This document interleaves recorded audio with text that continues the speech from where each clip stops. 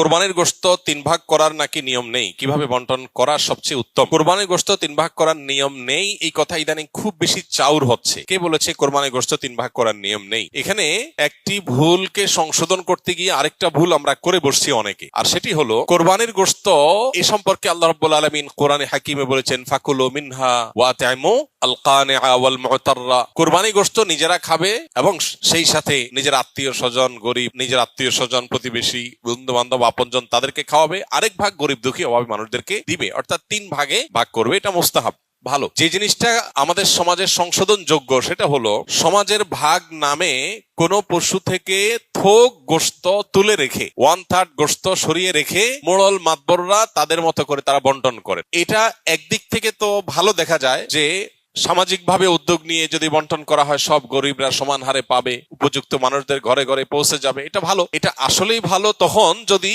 শরিকদের কারোর কোনো আপত্তি না থাকে। সবাই যদি বলে হ্যাঁ ঠিক আছে, এটা খুব সুন্দর পদ্ধতি, আমাদের সবার কোনো দায় দাবি নাই, সবার তরফ থেকে একটা গরুতে 7 ভাগে কোরবানি দেওয়া যায়, 7 ভাগ থেকে বা যে কয় ভাগে আছে সবার তরফ থেকে টোটাল গোশতের 3 ভাগের 1 ভাগ রেখে এলাকাতে দায়িত্বশীল যারা আছেন, মুরব্বী যারা আছেন, গণ্যমান্য যারা আছেন তাদের অধীনে ওলামা একরাম, ইমাম সাহেবদের মাধ্যমে পুরো এলাকাতে গরিবদের মধ্যে বন্টন করো, আমাদের আপত্তি নেই। কারো যদি আপত্তি না থাকে কোনো অসুবিধা নেই, এটা ঠিক আছে। যেহেতু এই জাতীয় ক্ষেত্রে একজন মানুষ তার নিজস্ব কোনো আত্মীয় আছে, গরিব আছে দূরে, তাকে একটু বেশি করে দিবে বা তার মতো করে সে একটু বন্টন করবে, এই বিষয়গুলোর সুযোগ যেহেতু থাকে না ওই সমাজের ভাগ আলাদা করে তুলে ফেলার কারণে, এই জন্য এই বিষয়টা যদি কোন শরিকদের কারোর আপত্তি থাকে তাহলে এটা উচিত না, তাহলে সেক্ষেত্রে তার হক নষ্ট হবে। কারণ কারোর কোরবানি গোশত তিনি কি করবেন না করবেন, তাছাড়া 3 ভাগ করার যেহেতু ফরজ না, ওয়াজিব না, আবশ্যক না, অতএব আপনি জোর করে তার কাছ থেকে নিবেন না। এটা হলো মূল বিষয়। অতএব খোলাসা কথা হলো এই 3 ভাগের 1 ভাগ সমাজের ভাগ যেটা উত্তোলন করা হয়, এটা উত্তোলন করে যদি গরিবদেরকে পৌঁছানো হয়, আর যাদের